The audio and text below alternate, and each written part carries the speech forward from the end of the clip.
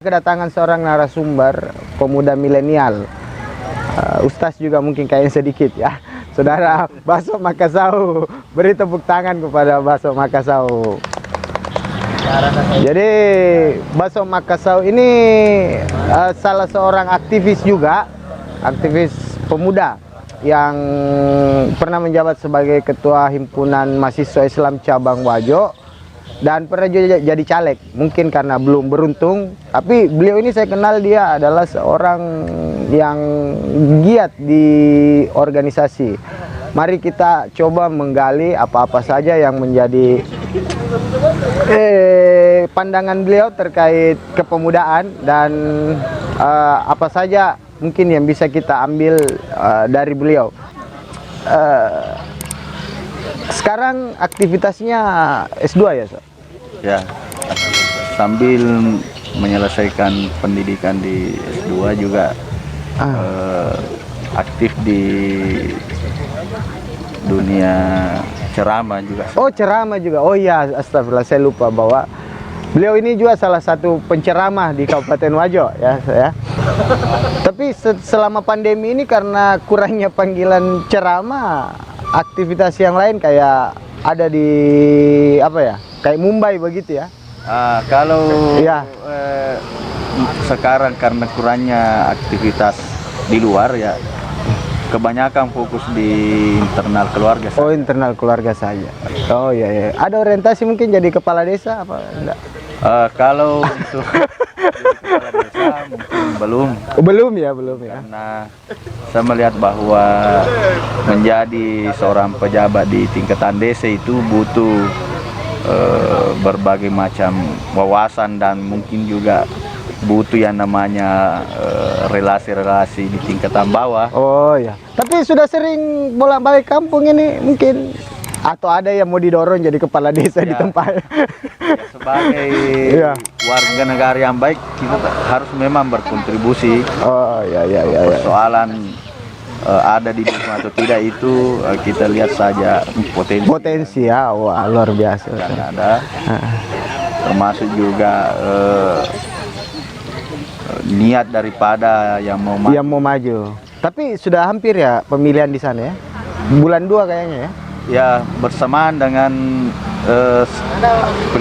pilkada serentak. Oh, pilkada serentak. Berarti ada 104 yang yang bersamaan di awal 2021. Awal 2021 ya, benar. Tapi Pak Baso Makasau ini masih aktif di partai juga? Ya, sekarang masih status sebagai kader Partai Demokrat ya. Okay. Cuma ke depan tentu kita melihat juga peluang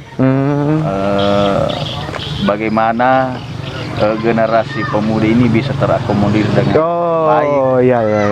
Karena yang namanya berpartai itu juga bagi saya tentu harus sinergi juga dengan peluang. Oh, peluang dengan ya. Artinya di partai manapun asalkan peluang ada dan tentu visi misinya juga semua partai bagus. Iya. Tinggal peluangnya saja kita lihat. Peluang yang kita lihat ya. Oke. Apalagi saya lihat hampir semua partai tidak membuka ruang untuk pemuda ya. Saya kira enggak sebaliknya, bahwa sekarang partai lagi membuka ruang selebar-lebarnya. Saya melihat itu hanya sebuah slogan saja. Wacana ya, tidak sampai tapi regulasinya tidak memberikan ruang yang begitu luas kepada generasi muda untuk terlibat aktif di dalam betul. Masih mengandalkan figur-figur lama yang. Jadi menurut Baso ini bahwa sekarang itu masalah pengakomodiran kepemudaan di partai itu masih sebatas wacana. Belum masuk ke wilayah teknis. Belum. Oh ya.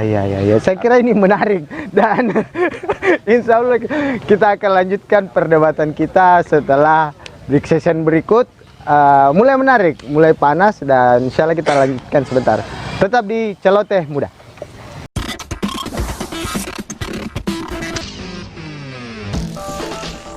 Oke, kembali lagi di Celoteh Muda, masih dengan narasumber kita, seorang tokoh muda Kabupaten Wajo, Baso Makasau, yang lebih akrab dipanggil Asa ya.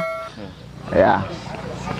Jadi tadi menarik, ada perbincangan bahwa partai politik belum membuka ruang sampai di tingkatan aplikasi untuk mengakomodir ke pemuda.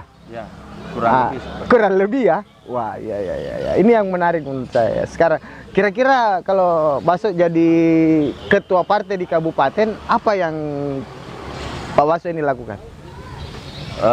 Ya, itu kan hanya sebatas berandai-andai. Berandai-andai ya. Ini kalau saya ya.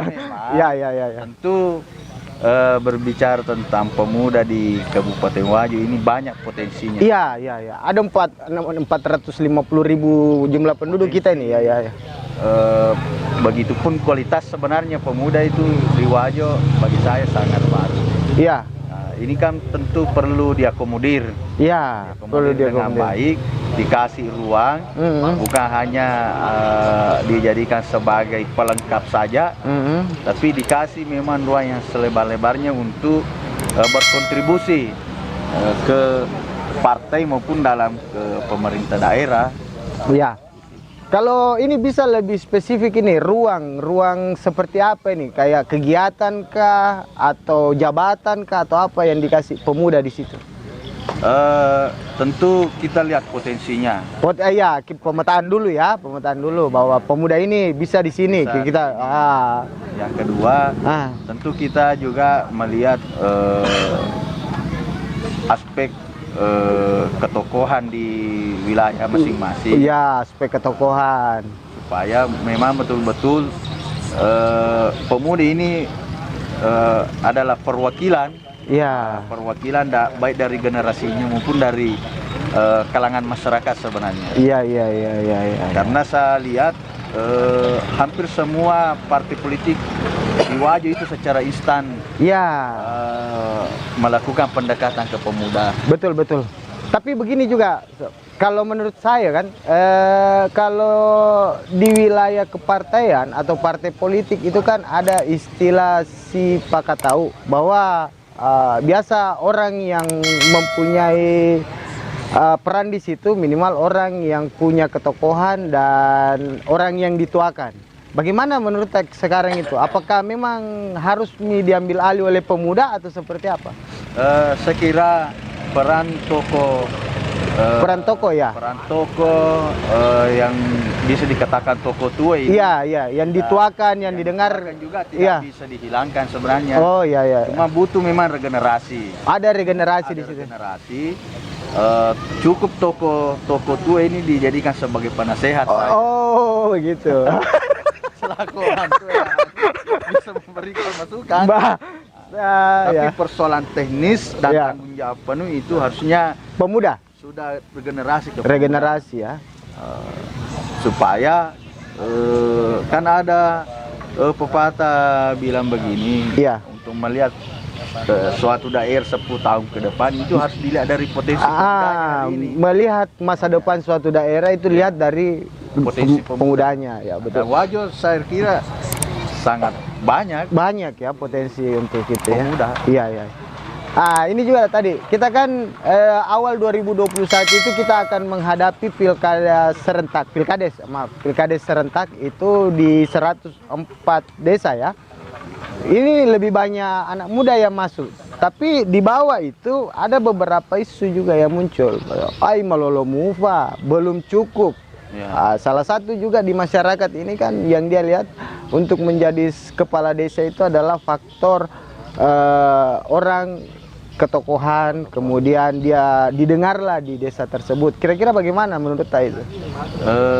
Ya tidak bisa memang dipungkiri bahwa di kalangan masyarakat bawah itu masih secara ada pemikiran-pemikirannya yang saya bilang tradisional, hanya melihat sebagai sebuah ketokohan. Ya. Tapi sebenarnya untuk melihat daerah itu berkembang memang perlu pemimpin yang visioner sebenarnya. yang punya pengetahuan yang banyak, Iya. yang layak, dan memang tentu punya kemampuan. Ya. Banyak tokoh hari ini hanya punya pengetahuan, tapi kemampuan mengelola di kalangan bawah itu masih jarang. Dan saya lihat bahwa hari ini di antara desa-desa yang terdengar mau mengadakan pemilihan, memang banyak figur yang muda yang Ya. yang Saya dengar mau juga maju, ada dan beberapa. saya kira Ya. sangat layak untuk diberikan ruang. Oh, ya. Buktikan bahwa pemuda memang bisalah mengambil peran itu di tingkatan baik di tingkatan desa maupun di yang lebih tinggi sebenarnya. Betul. Tadi kan kita bilang ini sudah mulai serius ini percakapannya ini tadi nih, karena percakapan kita dengan tokoh muda kita Baso Makasau pada malam hari ini masih banyak mungkin yang ingin kita gali dari beliau, cuma karena durasi mungkin kita akan lanjutkan nanti di perbincangan selanjutnya. Jadi terima kasih banyak So, karena durasi juga yang membatasi kita. Makasih. Terima kasih banyak. Jadi kita akan berjumpa kembali di Celoteh Muda episode selanjutnya. Terima kasih. Billahi taufik wal hidayah. Assalamualaikum warahmatullahi wabarakatuh.